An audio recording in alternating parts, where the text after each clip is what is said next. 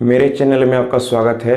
आज के इस वीडियो में मैं आप लोग को बताऊंगा कि अगर एक ही ज़मीन को दो बार बेचा जाता है, मतलब कि कोई ऐसा फर्जी व्यक्ति है जो कि जानबूझकर एक ही ज़मीन को दो दो बार दो लोगों से बेचता है और आप फर्जीवाड़ा के शिकार होते हैं, आप पीड़ित हैं।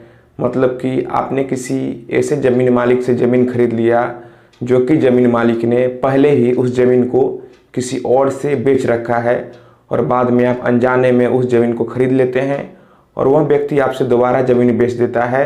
तो यहाँ पर आपके साथ फर्जीवाड़ा होता है, धोखा होता है।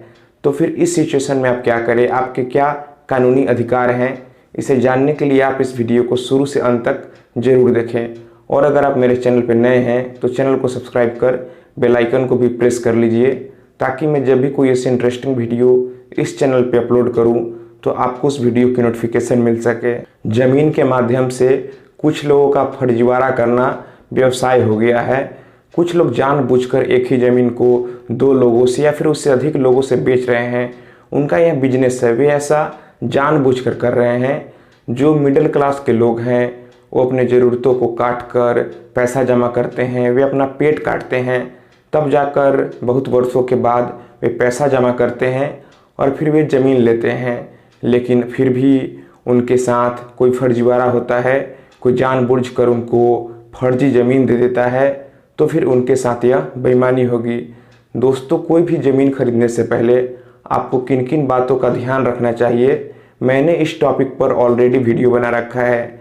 अगर आपने उस वीडियो को नहीं देखा है तो आपको उस वीडियो का लिंक नीचे डिस्क्रिप्शन बॉक्स में मिल जाएगा, आप उस वीडियो को वहां से देख लें। दोस्तों, अगर एक ही व्यक्ति सेल डीड बनाकर बारी बारी से दो लोगों को ज़मीन बेच देता है तो हो सकता है जिन्होंने बारी बारी से दो लोगों ने ज़मीन खरीदा है उन दोनों के बीच ही विवाद शुरू हो जाए और विवाद इतना बढ़ जाए, मारपीट इतना हो जाए कि मामला कोर्ट तक पहुंच जाए। जिस फर्जी व्यक्ति ने जानबूझकर दो लोगों को ज़मीन बारी बारी से बेचा है, आपको चाहिए कि आप उस व्यक्ति के खिलाफ कोर्ट में आपराधिक मुकदमा दर्ज कराएं। आप आईपीसी की धारा 420 में उस व्यक्ति के खिलाफ कोर्ट में केस दर्ज कराएं जिस व्यक्ति ने सबसे पहले ज़मीन खरीदा है। मेरा कहने का मतलब यह है कि जिस व्यक्ति को सबसे पहले ज़मीन बेचा गया है और ज़मीन का मोटेशन भी उन्होंने अपने नाम करवा लिया है और उनका उस ज़मीन पर कब्जा है, तो फिर इस सिचुएशन में उन्हें कोर्ट जाने की कोई ज़रूरत नहीं है। उनका उस ज़मीन पर पूरा अधिकार है, उनको उस ज़मीन से कोई नहीं हटा सकता।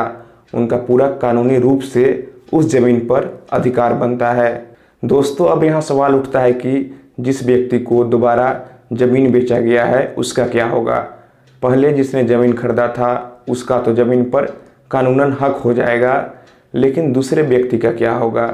वह व्यक्ति सबसे पहले ज़मीन मालिक के खिलाफ आपराधिक मुकदमा कोर्ट में दर्ज कराएगा, फिर कोर्ट उस पर मुकदमा चलाएगी, फिर कोर्ट आदेश देगी कि जितना अमाउंट ज़मीन खरीदने वक्त आपने दिया था वह ज़मीन मालिक आपको चुकाए।